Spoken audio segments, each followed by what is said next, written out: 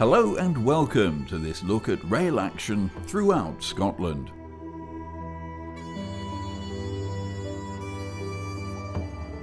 From the gently rolling southern uplands to the mountainous north on a fine day, few places in the UK can equal Scotland for scenic interest.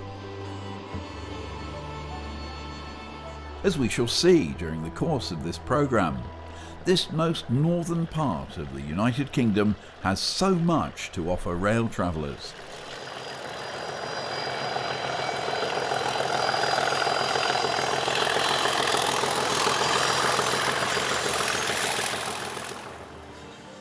Edinburgh, Scotland's capital, is one of the world's most distinctive and instantly recognisable cities, with the magnificent castle dominating the skyline from its elevated position high above the city centre.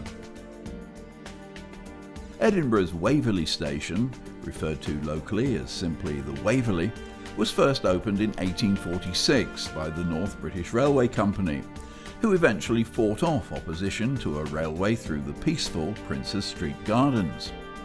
The station has been operating broadly in its present form since the late 1800s.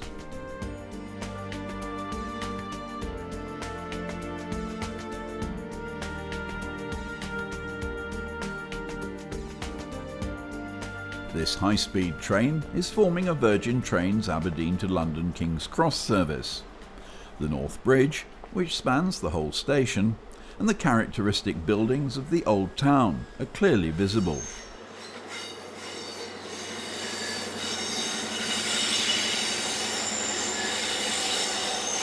The viaduct across Glenfinnan is one of the most photographed railway bridges in the world. Its amphitheatre-like curvature sits perfectly in the adjacent countryside. It's historically significant, being an early example of the use of mass concrete for civil engineering purposes.